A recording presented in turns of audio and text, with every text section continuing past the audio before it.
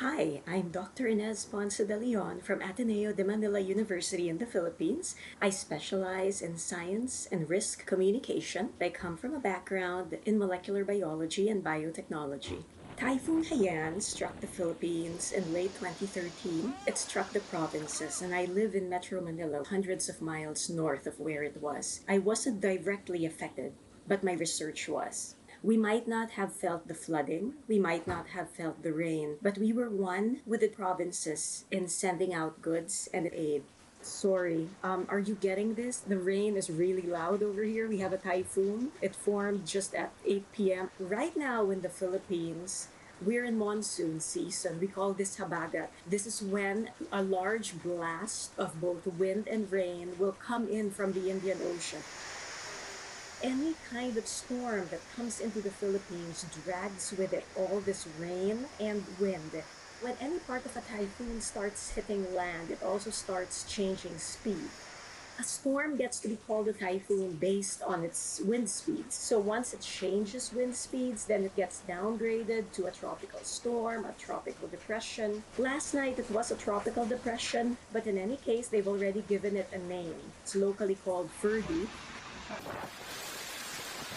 The Philippines is especially vulnerable to natural disasters because we are an archipelago of 7,000 plus islands right in the middle of the Pacific Ocean and right on the brink of fire.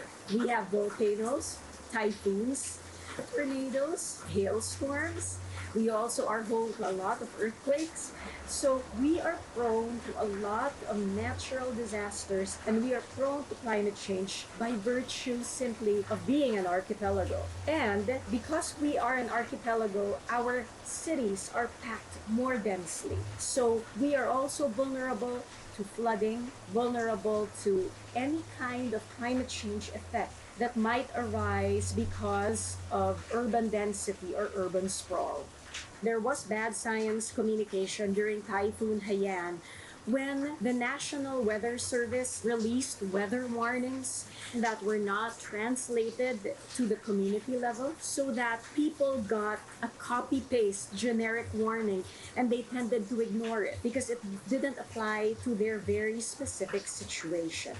That has since changed. After Haiyan struck, we started instituting the early warning system, where people would get at least 72 hours of lead time so that they could respond to a typhoon. In order to do this, we had to mobilize local governments. That meant the village levels, the barangays, the village level. If a typhoon would come, they'd travel to different parts of their village and warn people living by creek sides or river sides. So it's a very specific warning. If you have people living near mountains, then you'd have landslides, rock slides, mudslides. And if you had people living in low-lying areas or valleys, then you'd have flooding.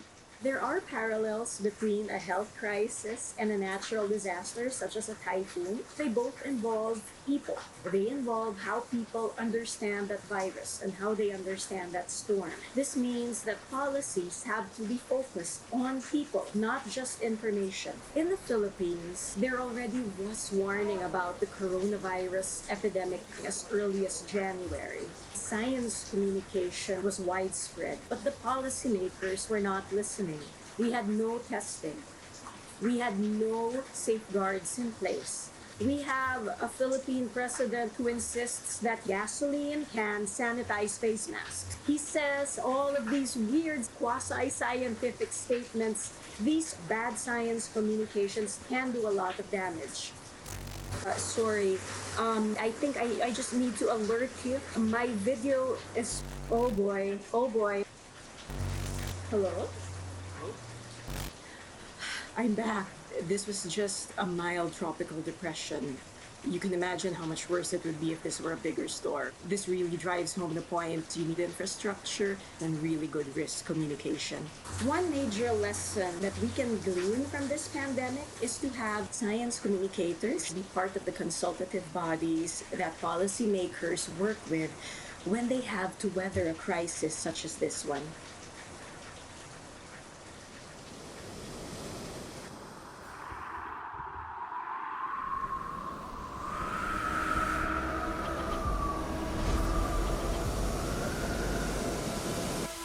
I'm Masataka Watanabe, President of Japanese Association for Science Communication. The main mission of our association is to set up the network between science communicators. When the big earthquake struck Japan, 11 March 2011, we immediately went outside the building and waited over 1 hour. And when we went back to our office, we saw the tsunami video in the news. Public transportation stopped until night, so I had to walk home.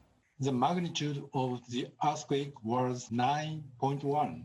And everyone was worried about the radioactive contamination caused by the nuclear accident. The main place that had a very severe area was the northern part of Japan, not Tokyo. So we couldn't understand what big earthquake it was. So many people died of tsunami.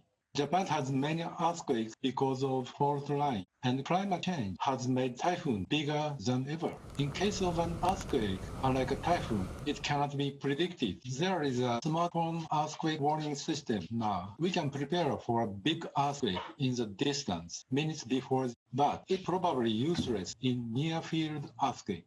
After the big earthquake and Fukushima incident, we started to discuss what we could do. Some people called the science cafe about the tsunami and radiation effects. Before the cafe, science was thought of as a high-threshold topic. But these events are now thought of as ones where everyone can easily participate, that entails chatting while enjoying a drink. Science Agora was the biggest science communication forum in Japan. I was the director of the Science Agora. The Science Agora conducted several sessions to discuss recovery of the tsunami and Fukushima incident. In a society in which citizens use science and technology, it is important to recognize that science is not something special, and that thinking logically and critically in everyday life is also a scientific attitude. We learned that a sincere narrative from a face-to-face person can inspire trust.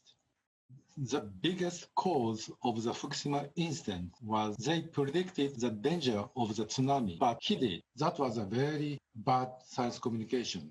The Japanese government and electric power company have continued the campaign that nuclear power generation is safe. There was almost no risk communication about it. Now, at this pandemic, the government again do the same thing. So people don't believe what government says.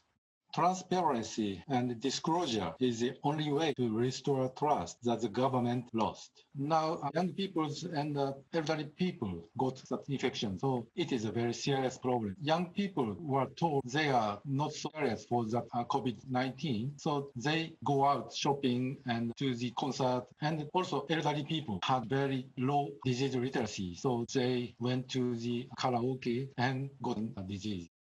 There are few parallels between global pandemic and natural disaster, but there is agreement that risk communication is important. We have two famous maxims. Disaster strikes when least expected, and it is extremely hard to scare rightly. Every time a big disaster struck, these two maxims are told about. So we have no choice but to continue to increase disaster literacy for the public.